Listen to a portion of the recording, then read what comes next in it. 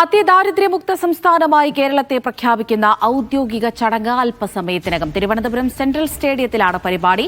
മുഖ്യാതിഥിയായ നടൻ മമ്മൂട്ടി തിരുവനന്തപുരത്തെത്തി. മോഹൻലാലും കമൽഹാസനും ചടങ്ങിലെത്തില്ല. RB Sanoop central സ്റ്റേഡിയത്തിൽ നിന്ന് തത്സമയം വിവരങ്ങൾ നൽകാനായി ചേരുന്നുണ്ട്. സനൂപ്, അവിടെ വിശിഷ്ടാതിഥികളും ആളുകളും ഒക്കെ എത്തിത്തുടങ്ങിയോ?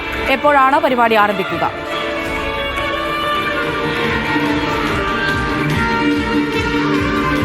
പരിപാടി അല്പസമയം തന്നെ ആരംഭിക്കും. ഇപ്പോൾ മന്ത്രിമാരൊക്കെ തന്നെ വേദിയിലേക്ക് എത്തിയിട്ടുണ്ട്. ഈ ദൃശ്യങ്ങളിൽ കാണുന്ന പോലെ മന്ത്രി MP രാജേഷ്, മന്ത്രി V ശിവൻകുട്ടി ഉൾപ്പെടെയുള്ളവർ ഈ വേദിയിൽ എത്തിക്കഴിഞ്ഞിട്ടുണ്ട്. അവസാനപ്പെട്ട ഒരുക്കങ്ങളൊക്കെ തന്നെ വീക്ഷിക്കുകയാണ് മന്ത്രിമാർ. കൃത്യം 5 മണിക്കാണ് മുഖ്യമന്ത്രി പിണറായി വിജയൻ കേരളത്തെ അതിദരിദ്രമുക്ത സംസ്ഥാനമായിട്ട് പ്രഖ്യാപിക്കാൻ പോകുന്നത്. ഇന്ത്യയിലെ മറ്റ് സംസ്ഥാനങ്ങൾക്കൊന്നും നേടിയെടുക്കാൻ പറ്റാത്ത ഒരു പദവിയാണ് ഇന്നിപ്പോ കേരള സംസ്ഥാനം നേടിയെടുക്കാൻ പോകുന്നത്. അത് വിപുലമായിട്ടുള്ള പരിപാടിയായി ആഘോഷിക്കാൻ തന്നെയാണ് സർക്കാർ തീരുമാനിച്ചത്. അങ്ങനെയാണ് കേരളപ്പിറവി ദിനമായിട്ടുള്ള ഇന്ന് ഈ പരിപാടി വിപുലമായിട്ട് ആഘോഷിക്കാൻ വേണ്ടി തീരുമാനിച്ചത്. ഇപ്പോൾ മന്ത്രിമാരുടെ ഒരു പ്രതികരണം കൂടി നമുക്ക് തേടാം. നമുക്ക് നേരത്തെ തന്നെ മന്ത്രിമാർ ഇക്കാര്യങ്ങളൊക്കെ വിശദമായിട്ട് സംസാരിക്കുകയൊക്കെ ചെയ്തിരുന്നു. ഇപ്പോൾ മന്ത്രി MP രാജേഷിന് ഈ ഒരു പ്രഖ്യാപന ചടങ്ങിന്റെ വേളയിൽ എന്താണ് പറയാനുള്ളതെന്ന് നമുക്കൊന്ന് ചോദിച്ച് മനസ്സിലാക്കാം. വളരെ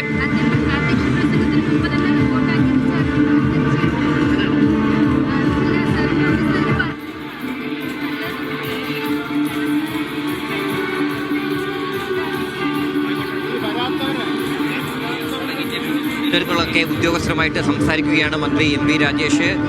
അദ്ദേഹം ഇതിനുവേണ്ടി വലിയ പ്രവർത്തനങ്ങളൊക്കെ തന്നെ നടത്തിയ മന്ത്രി, അദ്ദേഹത്തിന്റെ ഒരു പ്രതികരണം നമുക്ക് തേടാം.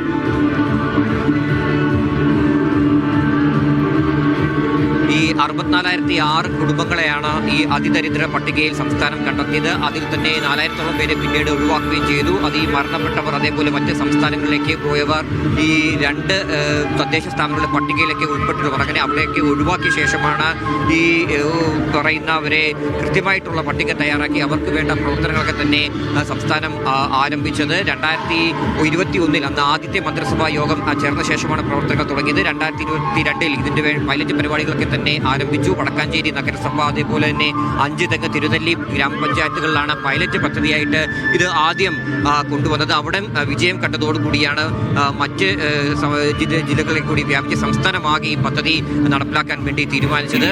എന്തായാലും ആ പദ്ധതി വിജയം കണ്ടു എന്ന് തന്നെയാണ് സർക്കാരിന്റെ അവകാശവാദം. അതിന്റെ ഭാഗമായിട്ടുള്ള പരിപാടി വിപുലമായിട്ട് നടത്താൻ മന്ത്രി MP രാജേഷ് കുഞ്ഞാടൊപ്പം ചെയ്യുന്നുണ്ട്. വളരെ വലിയൊരു പദ്ധതിയാണ് ഇന്നിപ്പോ സംസ്ഥാനം ആഘോഷിക്കാൻ പോകുന്നത്. വലിയ പ്രഖ്യാപനം നടത്താൻ പോകുന്നത്. എങ്ങനെ കാണുന്നത്? ഇത് നമ്മളെ സംബന്ധിച്ച് വളരെ അഭിമാനകരമായിട്ടുള്ളൊരു നിമിഷമാണ്. കഴിഞ്ഞ 4 കൊല്ലമായിട്ട് ഈ ലക്ഷ്യം കൈവരിക്കാൻ വേണ്ടി കേരളം ഒറ്റക്കെട്ടായി പ്രവർത്തിച്ചുകൊണ്ടിരിക്കുകയായിരുന്നു. സംസ്ഥാന സർക്കാരിന്റെ നേതൃത്വത്തിൽ കേരളത്തിലെ 1200 തദ്ദേശ സ്ഥാപനങ്ങളും ചേർന്ന് നടത്തിയ പ്രവർത്തനമാണ്. അതിൽ കക്ഷി രാഷ്ട്രീയ വ്യത്യാസമൊന്നുമില്ലാതെയാണ് തദ്ദേശ സ്ഥാപനങ്ങളെല്ലാം ചേർന്ന് ഈ പ്രവർത്തനം നടത്തിയത്. ഇതിൽ കക്ഷി രാഷ്ട്രീയ പ്രശ്നമില്ലെന്ന് മിനിസ്റ്റർ പറയുന്നു. പക്ഷേ പ്രതിപക്ഷം ഈ പരിപാടി ബഹിഷ്കരിച്ചു. രാവിലെ നിയമസഭയിൽ നടന്നത് കണ്ടതുമാണ്. അവർ പറയുന്ന പ്രകാരമാണെങ്കിൽ 4.5 ലക്ഷം അതിദരിദ്രർ ഉണ്ടെന്ന് LDFന്റെ പ്രകടന പത്രികയിൽ പറയുകയും 5.95 ലക്ഷം അതിദരിദ്രർക്ക് AAI കാർഡ് നൽകി എന്ന് മന്ത്രി GR അനിൽ നിയമസഭയിൽ പറയുകയും ചെയ്തു. അപ്പോൾ എങ്ങനെയാണ് ഈ 64,006 കുടുംബങ്ങളായിട്ട് അത് ചുരുങ്ങിയത്? അതായത് ഈ കാര്യങ്ങളെല്ലാം പിന്നീട് മറ്റൊരു സന്ദർഭത്തിൽ വിശദമായി പറയും. എന്നാലും ഞാൻ പറഞ്ഞിട്ടുണ്ടല്ലോ വിശദമായിട്ട്. ആ കക്ഷി രാഷ്ട്രീയ വ്യത്യാസം ഇതുവരെ ഉണ്ടായിരുന്നില്ല. കാരണം കേരളത്തിലെ മുഴുവൻ തദ്ദേശ സ്ഥാപനങ്ങളും ചേർന്നായി പ്രവർത്തനം നടത്തിയത്. കേരളത്തിലെ തദ്ദേശ സ്ഥാപനങ്ങൾ 40% നോൺ LDF, UDF ഉണ്ട്, അല്ലാത്തവരുണ്ടല്ലോ. ഇവരെല്ലാം ചേർന്നല്ലേ നടത്തിയത്. ഞാനിത് ഈ കഴിഞ്ഞ ആഴ്ചയല്ലേ ശ്രീ VD സതീശന്റെ പ്രതിപക്ഷ നേതാവിൻ്റെ ജില്ലയായ എറണാകുളത്തെ UDF ഭരിക്കുന്ന ചേരാനെല്ലൂർ പഞ്ചായത്തിൽ പ്രഖ്യാപനം നടത്തിയത്. ഞാൻ പ്രഖ്യാപനം നടത്തുമ്പോൾ അതിന് സാക്ഷ്യം വഹിക്കാൻ Congress MP Hibi ഈഡനും Congress MLA Shri TJ വിനോദും ഉണ്ട്. അപ്പോൾ അവർ ഭരിക്കുന്ന പഞ്ചായത്ത് കോൺഗ്രസിന്റെ MP-യുടെ MLA-യുടെ സാന്നിധ്യത്തിൽ അവരാകെ കരഘോഷത്തോടു കൂടിയാണ് ഇത് സ്വീകരിച്ചത്. ഇന്നലെ രാവിലെയോടുകൂടിയാണ് അവർക്ക് ഇതിന്റെ കൂടെ വന്നാൽ എന്തോ ക്ഷീണം വരുമെന്ന് തോന്നലുണ്ടായത്. അതിന് ഞങ്ങൾ എന്ത് ചെയ്യാൻ പറ്റും? യഥാർത്ഥത്തിൽ അവരും പങ്കെടുക്കേണ്ടതല്ലേ? വലിയ പ്രഖ്യാപനമല്ലേ? അത് അവരോടല്ലേ ചോദിക്കേണ്ടത്. ഞാൻ പ്രതിപക്ഷ നേതാവിനെ വിളിച്ചിരുന്നു. ഞാൻ നേരിട്ട് അദ്ദേഹത്തെ ക്ഷണിച്ചിരുന്നു. അദ്ദേഹം വരേണ്ടതായിരുന്നു. കാരണം യഥാർത്ഥത്തിൽ അദ്ദേഹം ഇതിലൂടെ ചെയ്യുന്നത് UDFന്റെ തദ്ദേശ സ്ഥാപനങ്ങൾ കൂടി വഹിച്ചൊരു പങ്കിനെ തള്ളിക്കളയുകയാണ്. അത് അവരുടെ തന്നെ പ്രവർത്തകരോടും അവരുടെ തന്നെ തദ്ദേശ സ്ഥാപന ഭരണസമിതികളോടും ചെയ്യുന്നൊരു അനീതിയല്ലേ? ഇന്ന് പ്രഖ്യാപിച്ചു കഴിഞ്ഞാലും എളുപ്പമല്ല ഇത് നിലനിർത്തി പോകാൻ. അപ്പോൾ തുടർ പ്രവർത്തനങ്ങൾ എങ്ങനെയായിരിക്കും? കൃത്യമായിട്ടുള്ള മോണിറ്ററിംഗ് വേണ്ടേ? ഇപ്പോൾ ഇവിടെ വെച്ച് പ്രഖ്യാപിക്കും. Thank you mister.